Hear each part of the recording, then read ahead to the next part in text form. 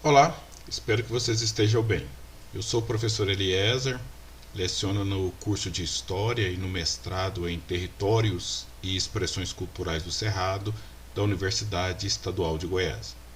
Fiquei muito contente com o e-mail da Amanda relatando que o pessoal do SESI tinha lido o artigo O Medo dos Colonizadores em relação ao indígena na expansão da fronteira colonizadora em Goiás nos séculos XVIII e XIX.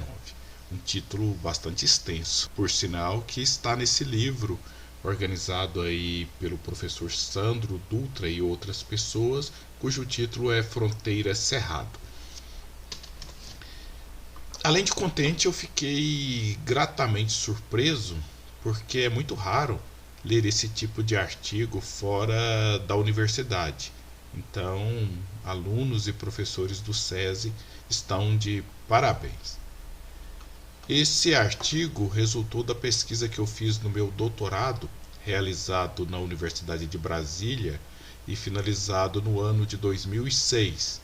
O título da minha tese foi As representações do medo e das catástrofes em Goiás. Como o título deixa bem claro, eu estudei basicamente duas coisas: a história do medo e a história das catástrofes que marcaram Goiás. Esse artigo que vocês leram faz parte do estudo do medo. Geralmente nos livros didáticos aparecem a história política, a história da religião, a história da economia. Raramente aparece algo como a história do medo. Mas as pessoas têm medo, muito medo, por sinal. E esse medo é histórico, pois ele vai se alterando com o tempo. Por exemplo, numa época em que a maioria das pessoas viviam no mundo rural, elas temiam muito a onça, o principal predador da América do Sul.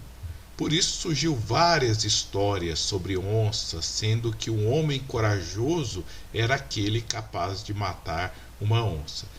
Aqui em Goiás há muitas anedotas que relatam que para se casar com determinada moça, o pai exigiu uma prova de coragem. Essa prova de coragem era trazer um couro de onça.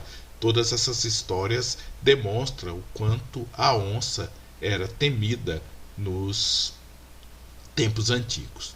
Hoje, quase ninguém tem medo de onça. Pelo contrário, nós sentimos pena desses felinos e temos até a intenção de protegê-los. Quem assistiu o filme da indiazinha Tainá vai perceber que a onça é vista como uma amiguinha dos seres humanos. Bom, na minha pesquisa eu percebi que as pessoas têm medo de muitas coisas, mas o principal é o medo de outras pessoas, principalmente daquelas que pertencem a um grupo diferente do meu. E esse é o pior tipo de medo, pois ele alimenta o preconceito. Recentemente houve uma grande repercussão nos noticiários de um homem que matou o seu vizinho negro porque achou que ele era um ladrão. O medo social foi tão intenso nesse caso que levou o sujeito a achar que a cor da pele negra representava um perigo para a sua vida. E em Goiás dos séculos XVIII e XIX, os primeiros colonizadores viviam com muito medo, mais até do que o normal. É porque eles vieram morar num local muito isolado, com muita natureza, muito distante das cidades do litoral e com muitos grupos diferentes. E evidentemente os primeiros colonizadores passaram a temer pela sua sobrevivência física e pela sua sobrevivência cultural. Muitos tinham medo de se perder em meio a tantos costumes e práticas exóticas. Então, os europeus e seus descendentes temiam vários grupos sociais que habitavam essa região, como os ciganos, os negros, os mulatos, os indígenas, e esse medo deixou marcas na cultura goiana. Surgiram boatos, por exemplo, de que os ciganos roubavam criancinhas, ou de que havia um velho negro andando com um saco de couro e esse saco estava cheio de meninos peraltas. Mas esse medo quase não aparece, porque as pessoas não gostam de admitir que elas têm medo.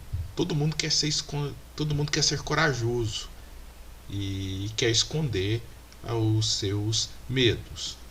Um dos monumentos mais famosos de Goiânia é o Monumento do Bandeirante.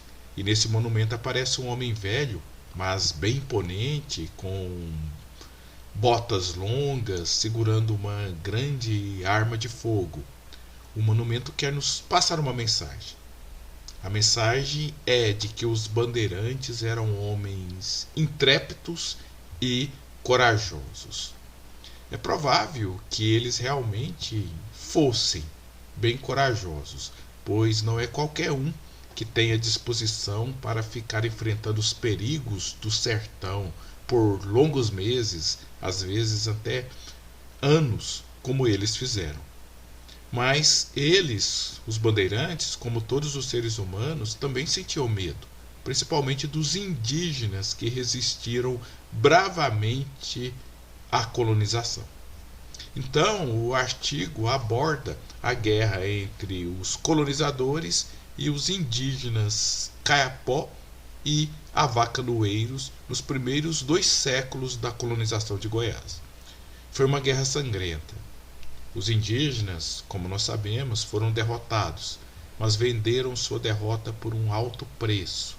Os colonizadores, principalmente aqueles que moravam em locais mais isolados, como nas fazendas, viviam sob um estado de extrema tensão, pois a qualquer momento um grupo de guerreiros indígenas poderia atacá-los e matá-los. Por isso, esse medo que os colonizadores sentiam dos indígenas alimentou o preconceito. E eles eram chamados de bugres, uma expressão que os compara aos animais. Um reflexo bem distante dessa guerra entre colonizadores e indígenas foi a mudança do nome da cidade de Torres do Rio Bonito para Caiapônia.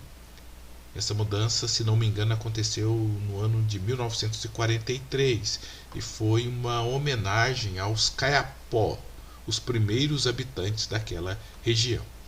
Acontece que os moradores mais velhos, eles protestaram, pois ainda lembravam da guerra cruel que eles travaram com os indígenas Kayapó. Enfim, o que eu quis mostrar com esse artigo foi que a colonização de Goiás, que nesse ano de 2022 vai completar 300 anos, foi um processo violento, marcado por guerras, massacres e muito medo. E estudar esses medos e essas paranoias dos homens e das mulheres do passado acaba ajudando a gente ter uma reflexão sobre os medos e as paranoias que nos atingem no presente. Eu agradeço mais uma vez o interesse de vocês nesse texto e me coloco à disposição para ajudá-los no que for preciso. E mais uma vez eu ressalto que é muito louvável o interesse de vocês em estudar com mais detalhe a história de Goiás. Um grande abraço a todos.